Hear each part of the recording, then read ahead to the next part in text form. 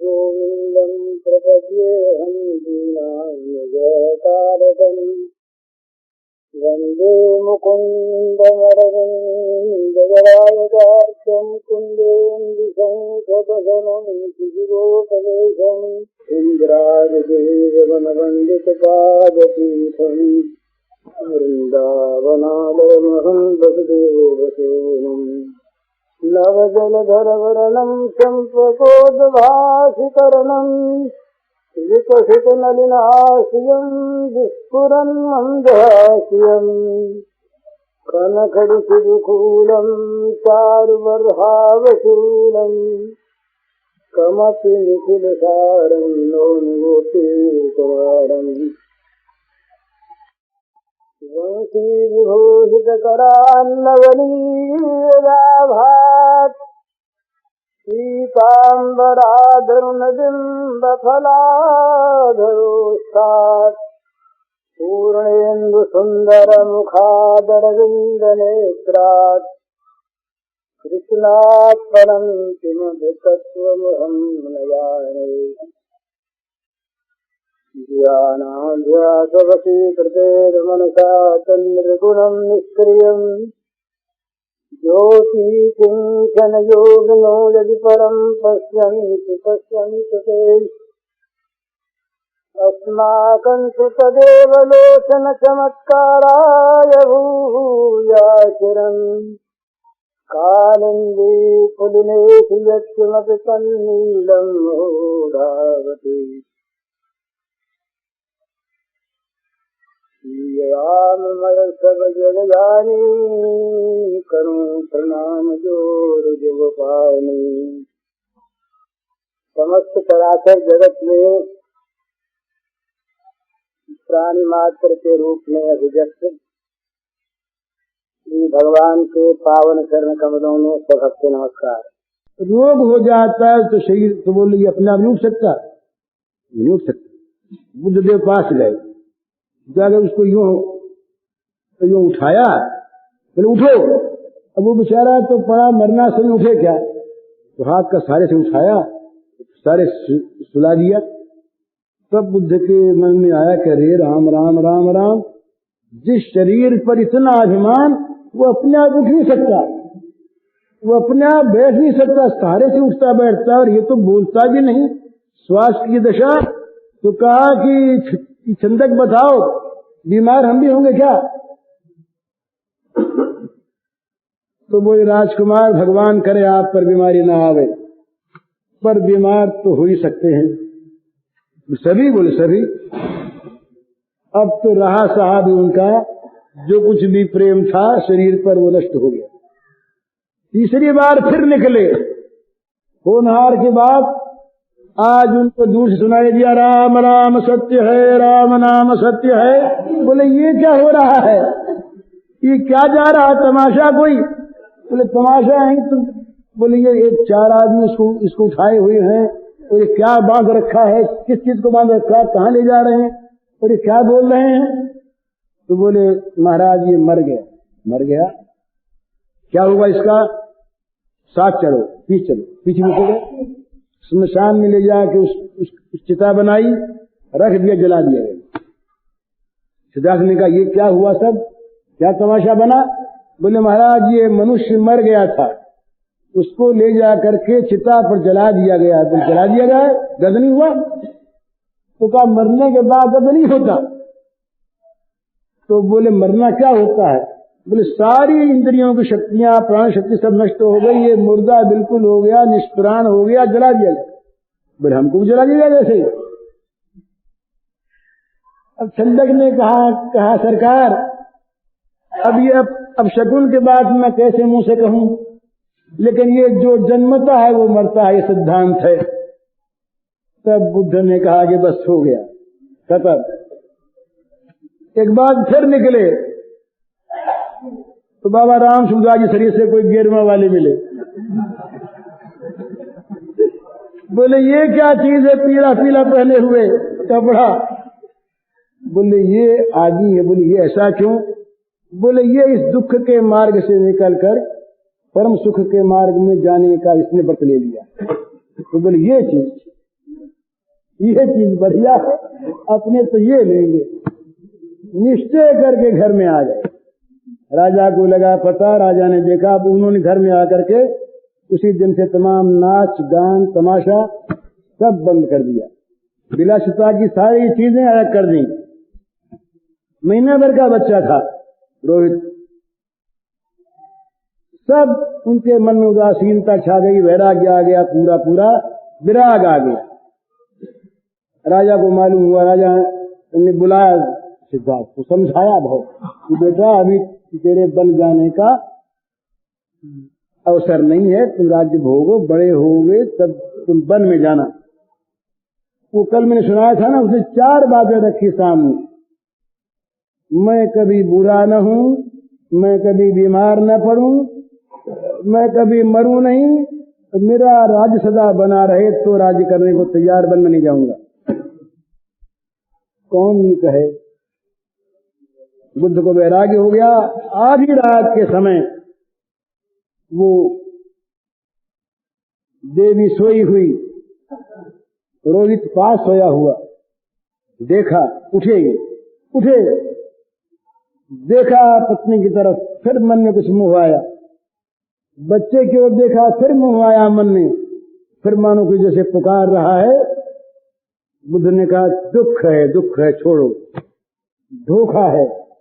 उतर गए नीचे। छंदक को जगाया, सो रहा था, छंदक से कहा रथ लाओ। रथ आया, सवार हुए, कहा चलो। 32 कोस दूर जा करके नदी के उस पार बुद्ध ने कटार निकाली, सारे केश काट डाले अपने और तमाम कपड़े उतार दिए, कहा लौट जाओ भैया, अब हम दूसरे मार्ग पर जाते। ये बुद्ध वैराग्य की ये गाथा है। तो ये मैं कह रहा था कहाँ, भगवान के सौंदर्य के बाद जगत का कितना ही सौंदर्य हो, वो सौंदर्य बालकपन से तरुण होने पर बढ़ा और राजस हो गया, और इसके बाद वो घटा, वृद्धावस्था में इतना विकट हो गया कि उसको देखने को आदमी नहीं चाहता, बूढ़े को नहीं देखना चाहता। लेकिन जो भगवान का सौंदर्य है वो कैसा है कि उनका शरीर जो है वो दिव्य है, पांच भौतिक नहीं है, सच्चिन्मय है और स्वेच्छाकृत है। इसलिए क्या है कि उसमें भी परिवर्तन तो होता है, वो अपरिवर्तनशील तो नहीं है, पर उसका परिवर्तन नित्य होता है वृद्धि में। आज जैसा सुंदर है कल उससे अधिक सुंदर, इस क्षण जैसा सुंदर है दूसरे क्षण और सुंदर। नित्य नित्य नवनवायमान, नित्य नित्य नवनवायमान माने क्षण क्षण में, पल पल में जिसके सौंदर्य का विकास होता रहता है। ये न मालूम किस काल से होता आ रहा है और वो विकास होता हुआ सभी को दिखता है। ये बात नहीं है कि सतयुग में जो सौंदर्य था वो इससे कम था, पर ये उससे बहुत बढ़ा हुआ है। ये तो वैचित्र्य है, दो विरोधी अवस्था जिसमें एक साथ रहती है उसी का नाम भगवान है। भगवान उसी का नाम है कि जिनमें दो विरोधी तत्व एक साथ एक समय युगपत रहते हों। तो भगवान का जो सौंदर्य है ये नित्य नित्य नवायमान बढ़ने वाला है। दूसरी बात, एक बात तो ये, दूसरी बात, जगत की कोई भी वस्तु, जगत का कोई भी पदार्थ जब तक नहीं मिलता तब तक उसके लिए आतुरता रहती है, आकर्षण रहता है, और मिलने के बाद भी कुछ समय तक वो आकर्षण चलता है। पर वो वस्तु अगर समीप रहने लगी, वो वस्तु अगर अपने पास रहने लगी तो कुछ समय के बाद उसका जो आकर्षण नष्ट हो जाता है। जगत का कोई भी रूप, जिस रूप के लिए मनुष्य अत्यंत लालायित होता है, अगर वो रूप मिल जाए और पास रहने लगे, नित्य हो जाए, तो कोई उसमें फिर कान नहीं रहती। पर भगवान का रूप इस प्रकार का विलक्षण है कि वो क्षण क्षण में नया नया आकर्षण पैदा करता है। माने उससे कभी रुचि नहीं होती, उसके देखने के लिए नित्य नित्य आंखें तरसा करती हैं। देखते देखते भी प्रतिक्षण दिख रहा है, प्रतिपल दिख रहा है, उसके दिखने में विराम नहीं है, व्यवधान नहीं है। पर दिखते हुए भी ये मन करता है कि अब की देखो, अब की और देखो, अब की और देखो। माने वो कभी पुराना कभी बासी होता ही नहीं। जितने संसार के पदार्थ हैं इन सब के रूप एक तो विकृत होते हैं, और विकृत नहीं जहां होते वहां बासित होने लगते हैं। बना है रूप वही, अभी बढ़ रहा है, तथापि अगर वो पास रहने लगा तो उसमें से आकर्षण खिंच जाएगा। जो आकर्षण होता है मिलने से पहले और जो आकर्षण होता है मिलने के काल में कुछ समय तक, वो आकर्षण उसके बाद नहीं रहता। पर भगवान के रूप में वो रहता है। तो दो बात, एक तो भगवान का रूप नित्य नवायमान है, दूसरा भगवान का जो रूप, भगवान के सौंदर्य का जो महत्व है, जादू है, वो ऐसा है, वो ऐसा है कि प्रतिक्षण खींचने वाला है, उससे कभी रुचि नहीं होती। तीसरी बात क्या है भगवान के रूप में कि वो जगत का रूप जो है ना, ये रूपा सत्य लोगों को मोहित करता है। जिन लोगों की रूप में आसक्ति नहीं है उनको जगत का रूप मोहित नहीं करता। पर भगवान का रूप ये बूढ़े बड़ेरे खंखरे हजार हजार दस हजार लाख लाख वर्ष की आयु वाले तपस्वी ऋषि, इनके मन को भी खींच लेता। परमहंस मुनि, परमहंस मुनियों के मन को जो खींच ले, ये जादू है उस रूप राशि में, ये विलक्षणता। ये आता है महाराज कि श्री कृष्ण को देख करके औरों की बात छोड़ दीजिए, भीष्म, बाल्मीकि, व्यास, ऐसे लोग भी बड़े बूढ़े बूढ़े ये देख करके आंखों की पलक मारना भूल जाते थे। तक अब इनमें रूप का, इनमें सौंदर्य की क्या पिपासा बाकी रही है। वो कहते हैं कि मरे मन जाग उठते थे। इनको देख करके मरे मन में, जिनका मन मुर्दा हो गया, किसी और खिंचता ही नहीं उस मरे मन के सामने। तो मुनि मन को हरने वाले ये इसका रूप। ये तीसरी बात। चौथी बात, शत्रुओं के मन को हरने वाले। खरदूषण के सामने जब आए राम तो बोले भी ऐसा रूप तो हमने त्रिभुवन में कभी देखा ही नहीं। कितने राजकुमार हमारे सामने आए, ऐसा तो हमने कभी देखा ही नहीं, इनको मारे कैसे। शत्रु भी जिनके रूप को देख करके मोहित हो जाएं, ये चौथी बात। पांचवी बात भगवान के रूप की, मनुष्येतर प्राणियों के चित्त को खींचने वाले। मनुष्यों का रूप किसी और प्राणी को नहीं खींचता। तो इनके सौंदर्य के सामने गायें, बछड़े, ये वृक्षों पर चहकने वाले पक्षी, वृक्षों पर कूदने फांदने वाले बंदर, गिलहरियां, मेंढक, सांप, ये सब इनके सौंदर्य को कभी आंख से देख लेते तो मोहित हो जाते। ये पांचवा जादू इनके रूप का। छठा जादू जड़ मोहक। जड़ मोहक, ये जो जड़ जो हैं वृक्ष और जड़ जो हैं पर्वत पहाड़, जड़ नदियां, इनके सामने जब ये रूप आ जाता, इनकी आंखें विकसित हो जाती। नदियां जो हैं उछलने लगती। ये आया है ऊपर भगवान का दायरे पर है, जमुना जी बही, ऊपर आ गई, चरण धो करके लौट गई, देखती रह गई रूप को, धारा रुक गई,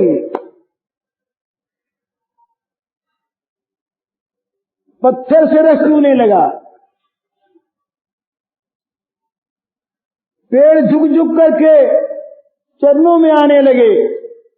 ये जड़ की दृष्टि। तो ये 5 बात भगवान के सौंदर्य में है। और छठी बात है, वो बड़ी आश्चर्य की बात है, वो अपने रूप पर आप आकर्षित हो जाते हैं। ये छठा जादू है।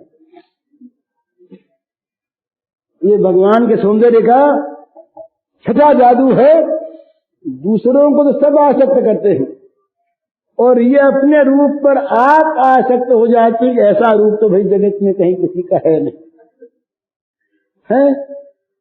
तो ये कहते हैं भाई, एक बात है, मुंह पर आगे क्षमा कीजिएगा आप लोग,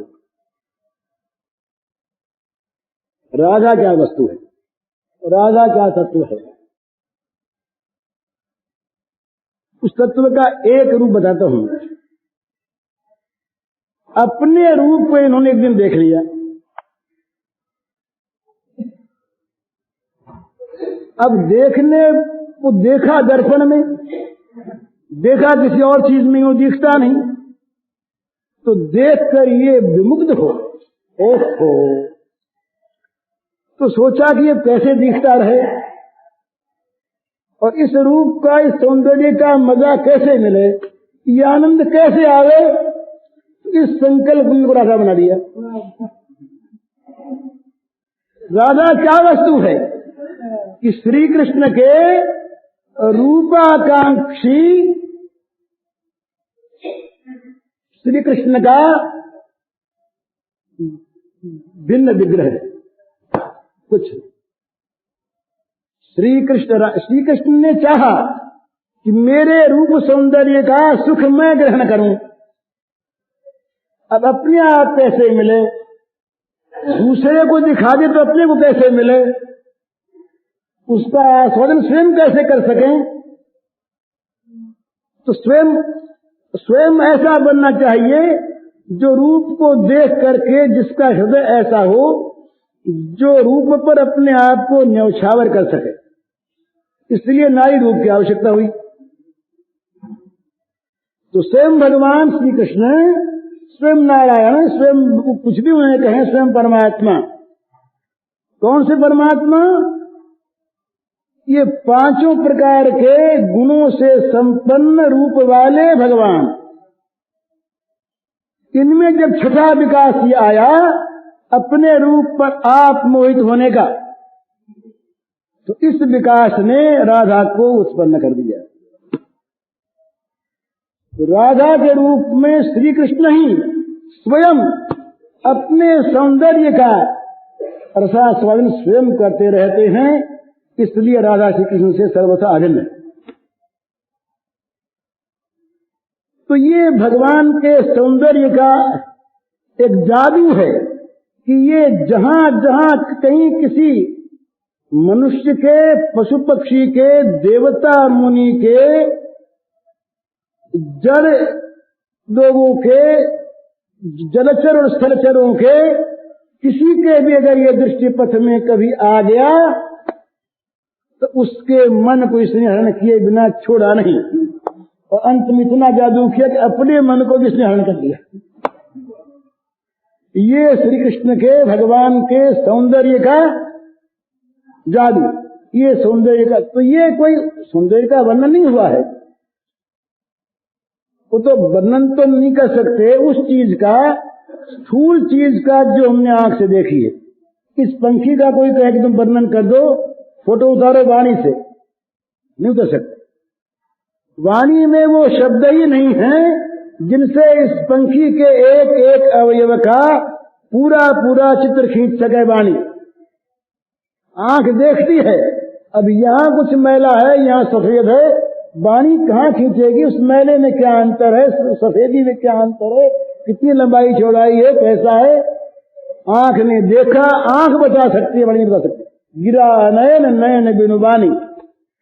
तो जब स्थूल रूप का वर्णन नहीं कर सकते हम, तो जो सौंदर्य राशि है, जिसके सौंदर्य का कभी कहीं पर किसी प्रकार का कोई अनुमान नहीं, जिसकी कोई तुलना नहीं, तुलना हो तो बताएं कि ऐसा है।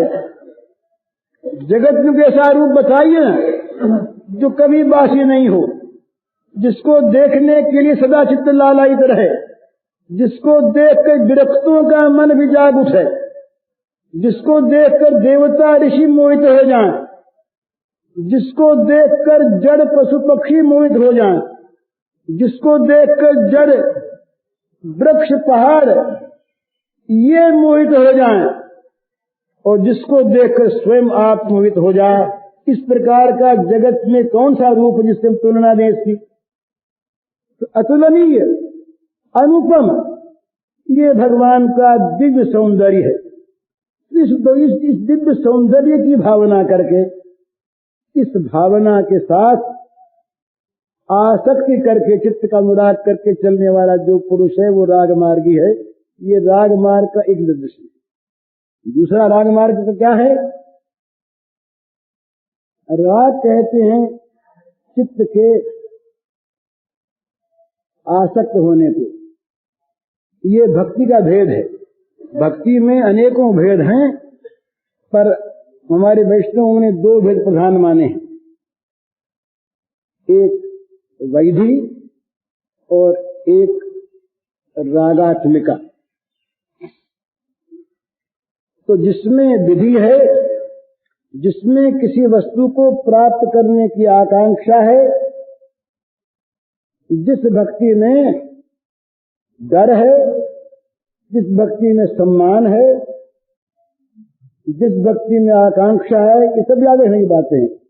जिस भक्ति में डर है, जिस भक्ति में सम्मान है, जिस भक्ति में आकांक्षा है, जिस भक्ति में परिस्थिति के परिवर्तन का मनोरथ है, जो भक्ति देकर बदले में कुछ लेना चाहती है, वो वैधि भक्ति है। और जिस भक्ति में केवल देना है, और वो देना है केवल परम भगवान के सुख के लिए। क्यों देना है? कि चित्त फंस गया है। इसका नाम है रागात्मिका भक्ति। तो रागात्मिका भक्ति किनकी थी? दशरथ कौशल्या, नंद यशोदा, ब्रज के और कौशलपुर के बालक, वहां की देवियां, इनके संबंध भिन्न भिन्न हैं। किसी का वात्सल्य है, किसी का सख्य है, किसी का करो ये मधुर है, भावांतर है, पर ये सभी हैं रागात्मिका भक्ति वाले। इन रागात्मिका भक्ति वाले भक्तों की नकल करके, इनका अनुकरण करके संबंध जोड़कर जो भक्ति की जाती है, उसका नाम है रागानुगा। तो रागानुगा भक्ति जो है, ये रागमार्ग की भक्ति, रागानुगा भक्ति। तो रागानुगा भक्ति क्या करती है? किसी चाह से भक्ति नहीं होती, किसी आकांक्षा से नहीं, किसी भय से नहीं, नरक के भय से त्राण की इच्छा नहीं। एक मुसलमान भक्त हुई है अरब में, रबिया, एक देवी थी रबिया, बड़ी भक्त। रबिया ने भगवान से प्रार्थना की, ये भगवान, यदि मैं नरक के भय से आपको भजती हूं तो मुझे नरक में आज भेज दिया जाए, और यदि मैं स्वर्ग की आकांक्षा से आपको भजती हूं तो स्वर्ग का द्वार हमेशा के लिए बंद कर दिया जाए, और यदि मैं आपके लिए आपको भजती हूं तो आप मुझे मिल जाएं।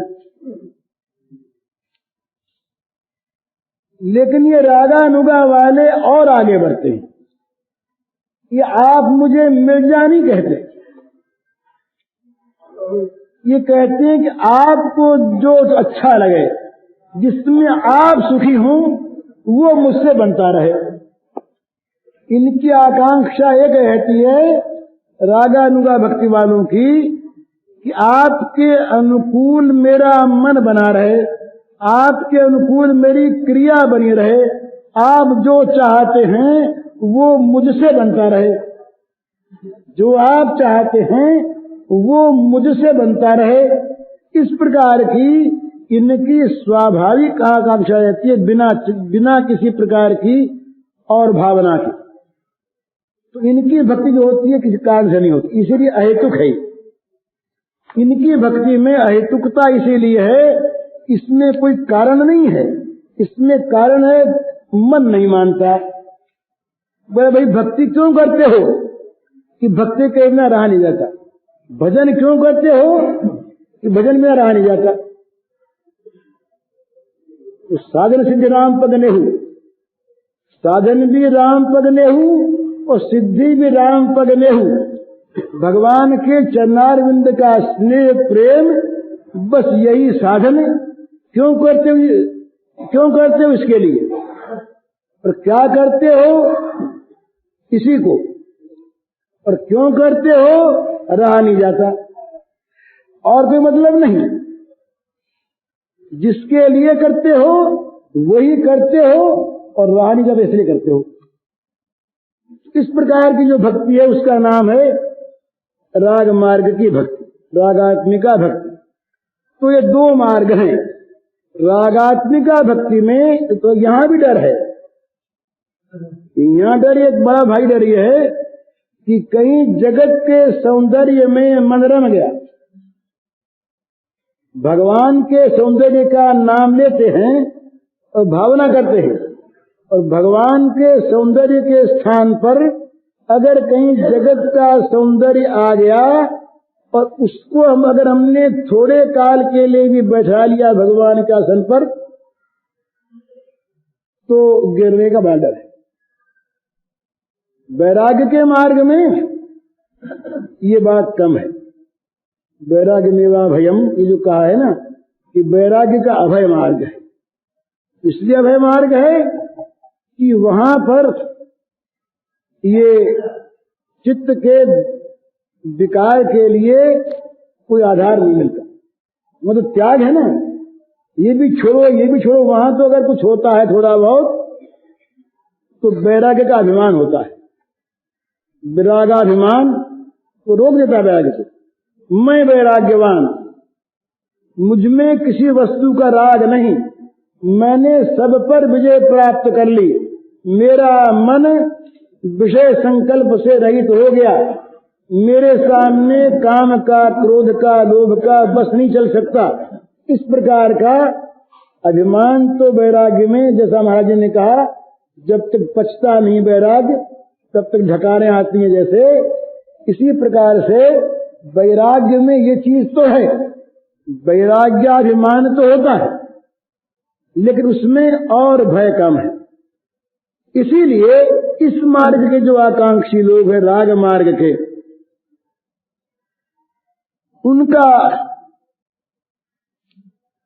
उनको बड़ा सावधान किया गया है। राग मार्ग वाले जो हैं वो कहीं राग करते हुए इसी राग में फंसे रह गए, वहां भी डर है। नाम अगर वहां हो गया, हमारे यहाँ हम आक्षेप नहीं करते, एक संप्रदाय का नाम ही बैरागी है। हमारे पास पत्र आते हैं बहुत से, बोले हम बैराग लेंगे। अरे बैराग बाजार मिलता थोड़ी लोगे, बैराग लोगे क्या? बैराग तो मन की वस्तु है। चित्त में जब विषयों से अत्यंत वितृष्णा हो गई, या तो विषय रहे नहीं और या महान दुख रूप हो गए, अपने आप मन हटेगा, उसका नाम वैराग्य है। वैराग्य कोई धारण थोड़ी होता है, वैराग्य तो स्थिति है, मन की जो राग रहित स्थिति है उसका नाम वैराग्य है। तो वहां भी ये डर तो है, परंतु राग के मार्ग में ये डर, इसलिए राग के मार्ग वालों ने ये बताया चैतन्य महाप्रभु ने ये बताया, उनका राग का मार्ग। और उन्होंने कहा कि राग के मार्ग में विराग की पूरी सहायता है।